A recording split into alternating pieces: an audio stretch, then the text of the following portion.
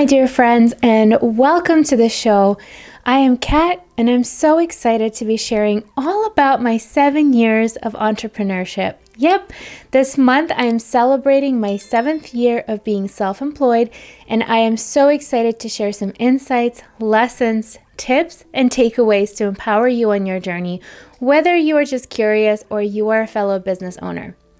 When I first quit my day job, which was back in 2016, and I was working at the Capital One call center as my last place of employment, I got this tattoo to commemorate my last days.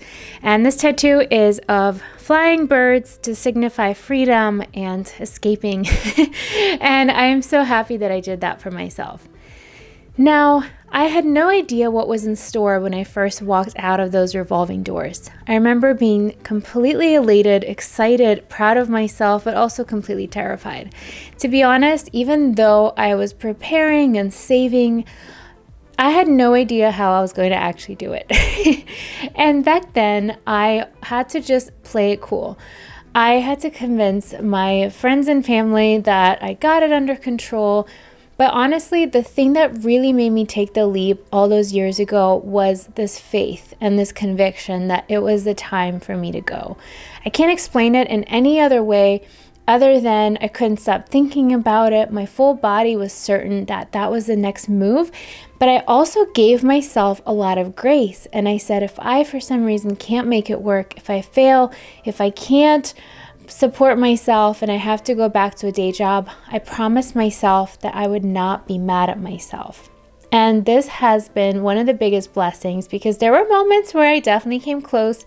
There are launches that didn't go as planned. There are slow months, there's setbacks, there's unexpected tax bills and expected tax bills that I wasn't prepared for. And so on this episode, I want to break down everything that I've learned in a short period of time with you, because obviously if I were to share it all, it would take us hours.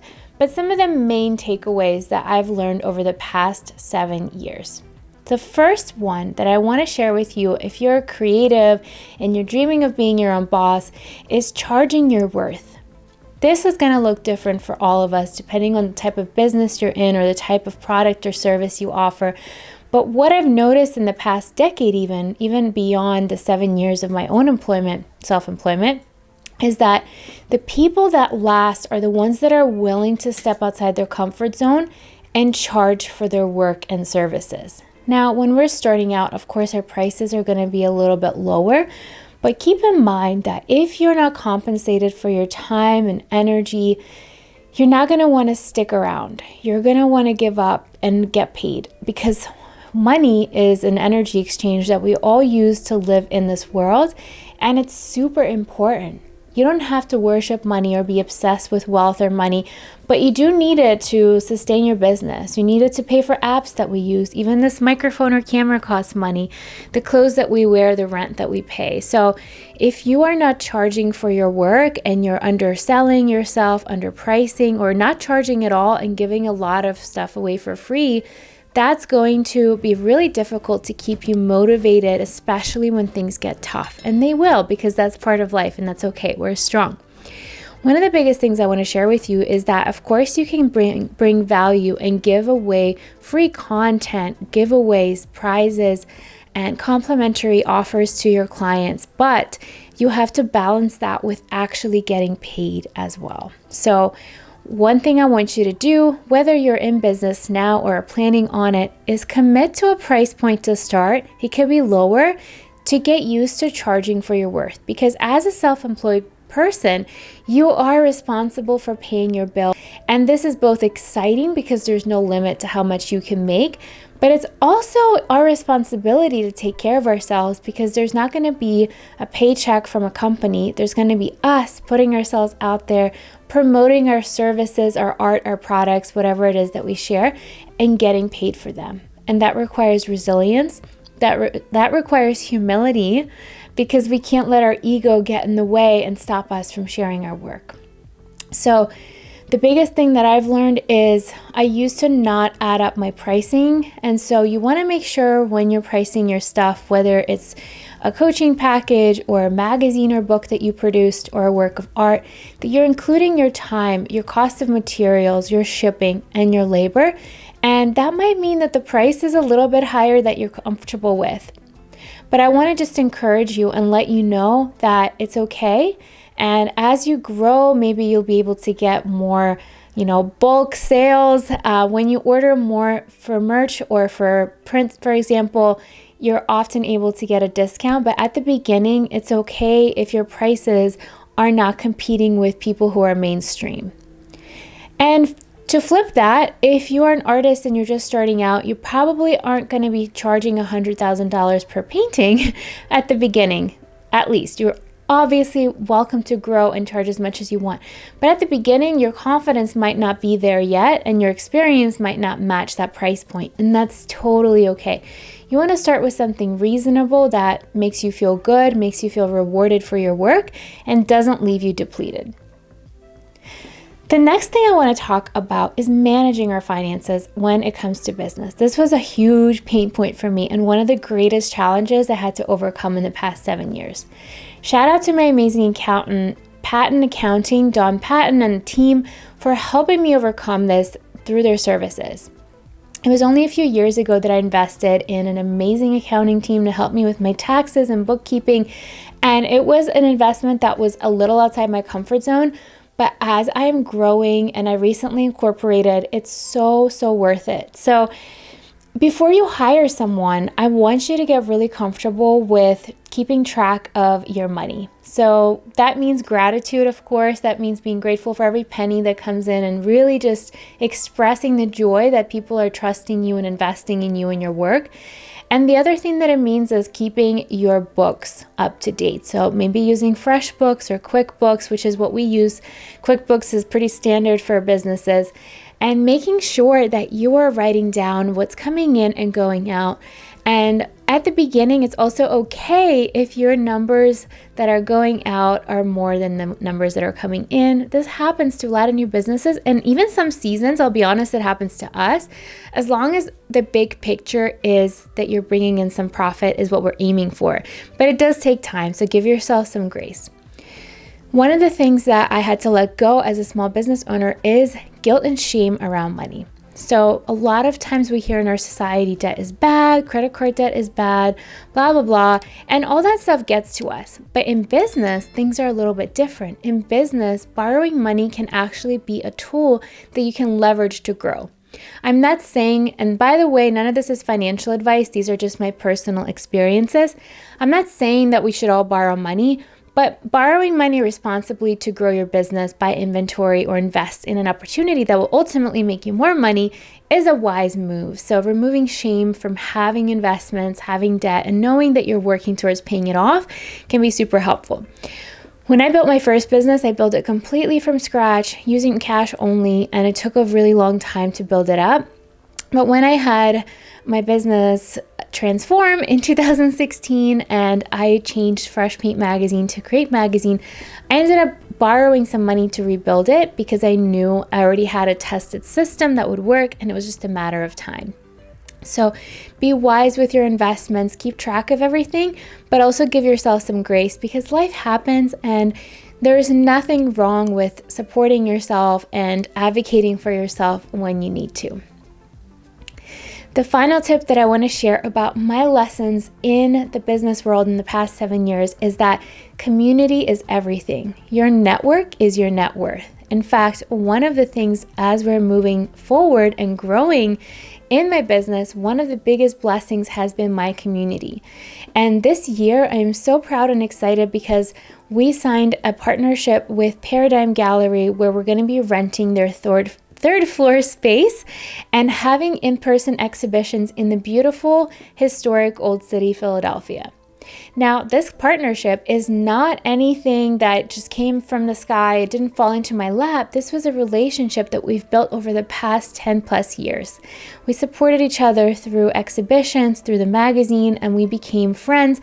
And we continue to stay in touch and nurture this relationship without expecting anything in return. So start aligning with people in your field. Start reaching out to fellow artists or local galleries or small businesses that you can start supporting. Maybe you have a blog or podcast or Instagram, something to let them know that you're there for them, and start planting those seeds. Of course, we don't always want to expect anything in return, but a lot of times when we do things from the goodness of our heart because we believe in someone and we love what they're doing, we honor their mission, and we want to be a part of their world, that comes back to us tenfold. And as we're planning these in-person exhibitions now, I give my younger self so much gratitude for showing up, for being scrappy, and really setting my ego aside so I can go knock on these doors or send that email and reach out to someone for coffee and find ways to bring value into their world to build those relationships. More than any other business advice that I can give you or anyone else can give you is that serving people, bringing value, giving your best, and showing up for others is truly the best business strategy in my book. And of course, there's so many other details like sales, marketing, learning how to close a sale, working on your website, blah, blah, blah. There's so much that goes into running a business, and all those details are fun and important, but they never can replace the human relationship aspect of your business, which is what it's for. Whether you're connecting with another human through your art, or you're coaching another creative, or maybe you're an art therapist offering sessions, or maybe you're a gallery providing space for art lovers and artists alike. All those things have one thing in common, is that we need each other. We cannot exist alone, and the more we really focus on serving our community, our niche, our art world, the easier and more pleasurable it is. So instead of what I learned, and this really helps me to this day, is when I start to get in my head and think, oh no, this isn't working, this month is slow, I always flip it around and say, how can I be of service to these people? How can I bring value to this community? What can I give them to brighten their day? And sometimes it's as simple as an Instagram comment, or including them in our email newsletter, or stopping by that opening and celebrating all the hard work they put into their space. So think of some ways that you can start bringing value, whether you're an artist or maybe you're a creative entrepreneur like me, or both like me. Think about some ways that you can bring a smile to someone's face, support them, share their call for art, share their opening exhibitions, or maybe even invest in a work of art for yourself. There's countless ways that are free and paid that we can do to nurture these relationships. Final words that I want to share with you, and this is something that I've been asked on Instagram. One of the questions that popped up was, what are some challenges that came up for me on my journey of being self-employed, being a creative entrepreneur, that I did not expect to happen? Well, one of the things that I had this illusion about, and this isn't a bad thing, is that I thought I was going to get to this place where I feel settled, I feel comfy, I feel secure. And truthfully, that is a state that we can cultivate no matter how much money we have or not have. Finding safety from within is one of my biggest missions in life, because honestly, the world is always changing. Our bank account can be full one day and something can come up and be empty the next day. So we never want to base our feelings of safety, worthiness, and belonging based on some number. I am a huge advocate for really learning to trust yourself, to nurture your nervous system by doing breath work, journaling, meditating, and just going on a quick nature walk. All these things are free and available to all of us. And this feeling that we're chasing, this feeling of safety and security of making it, is an illusion, because as we reach one mountaintop, we're going to see 10 more mountaintops that we have to reach, right? And that is totally okay. Every level has a new challenge. Every level has a new obstacle. And the more we accept this and not fight and not keep bypassing the present moment by waiting for that next big win or that next big milestone, the easier and more joyful life will be. Everything that I thought I was chasing after was an illusion. And what I've learned is the things that I mentioned, building sustainable and fulfilling relationships with people in my business and my life. Finding safety through my spirituality, my morning routine, and just being present in the moment. And also just continuing to put myself out there and knowing that it's safe to serve, it's safe to put out my offers, my art, and that my work can truly be a blessing for the lives of others. In fact, that's one of my favorite affirmations and mantras And one of our art queens, Juliana, has embroidered this on her tote bag. And I love this mantra. So if you want to adopt it, feel free. My work blesses the lives of others, or my art blesses the lives of others. And so what I learned is that we cannot expect perfection, right? Like there's still so many imperfect things in my business that I want to improve. And same in my life, there's always ways we can be healthier. There's always ways we can create more, do more, run faster, have a cleaner house, right? It's the same thing in business. Things are not ever going to be perfect, but as long as we're grateful and reflective on the things that worked for us, that can be a part of an amazing transformation. And when you're grateful and observant of what's working, you can maximize and pour energy in what's already working to build beautiful momentum and scale your business to 6 figures and beyond. I hope this was inspiring for you, as it is inspiring for me to share and reflect on these 7 years. If you want to learn more about the magazine that I've been building for the past 7 years, check out Create Magazine. We have a digital subscription, a print subscriptions, or you can purchase individual issues as they come out and become available. We love supporting contemporary emerging artists, featuring creatives from all around the world, and we are a hardworking team of female creatives from all over the world, from London, Costa Rica, Chicago, Wilmington, Philly, you name it, and we all have this mission in our souls to support the art community, create more opportunities, and I'm so thrilled to be doing that through these print issues, through this podcast, the YouTube, as well as upcoming live in-person exhibitions. Thank you for being a part of my journey.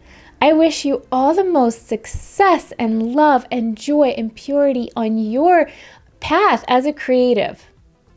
And I would love to hear about what you're working on, so please leave a comment or tag me on Instagram at Katerina S. Popova and let me know if you're working on a business or you're building your dream. Thank you so much for being here, and I'll see you soon.